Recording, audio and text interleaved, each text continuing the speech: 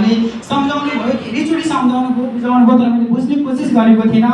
जब मैले रामसूर्य जयसीको मिटिङ सुनेर म मोटिभेट भएँ, एकदमै मलाई भित्री दिलदेखि मलाई एउटा इच्छा जाग्यो, मैले काम गर्नुपर्छ, यो प्लेटफर्मबाट मैले जिन्दगी आफ्नो परिवर्तन गर्नुपर्छ। मैले बहुत सारा काम गरेँ, वाचम्यानमा काम गरेँ, 250 रुपियाँले 12 घण्टा होटल इन्डस्ट्रीमा भाडा दिएँ, तर पनि म जिन्दगीमा कहिले पनि खुसी थिएन। हेर्नुहोस्, हरेक दिन दुःख नै दुःख मैले जिन्दगी बिताइराखेको थिएँ। तर मलाई बट यस्तो लाग्यो, यो प्लेटफर्ममा आइसकेपछि आफ्नो जुन क्याटेगोरीका व्यक्तिहरू छन् त्यो व्यक्तिले पनि आफ्नो जिन्दगी पढेका नपढेका, आज कान नसुन्ने आँखा नदेख्ने हरेक व्यक्तिले आफ्नो जिन्दगी परिवर्तन गरेको जुन मैले मोटिभेट भएँ र म कम्पनीलाई फलो गर्दै गएँ। भित्री प्रोफाइल चेक गरेँ, कम्पनीको सिस्टमहरू मैले सबै कुराहरू गर्दाखेरि एकदमै मलाई बेस्ट लाग्यो र मैले यो कम्पनी स्टार्ट गरेँ। करिब 13 महिनामा छु 8%मा गएँ, 12%मा गएँ, 16%।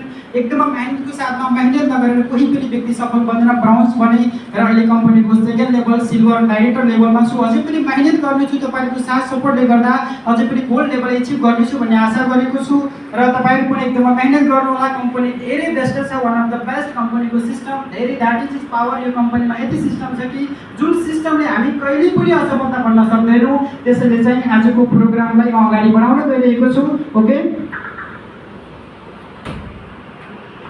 आजको प्रोग्रामलाई अगाडि बढाउनेछु म र आजको प्रोग्राम अगाडि बढाउनको लागि चाहिँ म जुन आज सिस्टम रहेको छ, पहिला हामी स्वागत गर्नेछौँ जुन हाम्रो सरहरू धेरै टाढाबाट आउनुभएको छ। धेरै गर्मी छ, गर्मीमा उहाँले चाहिँ घाम पसिना धुलो आफ्नो टिमको लागि आज उहाँले लाख कमाउनुहुन्छ, आज उहाँले लाख कमाउनुहुन्छ आज टिमको लागि। पहिला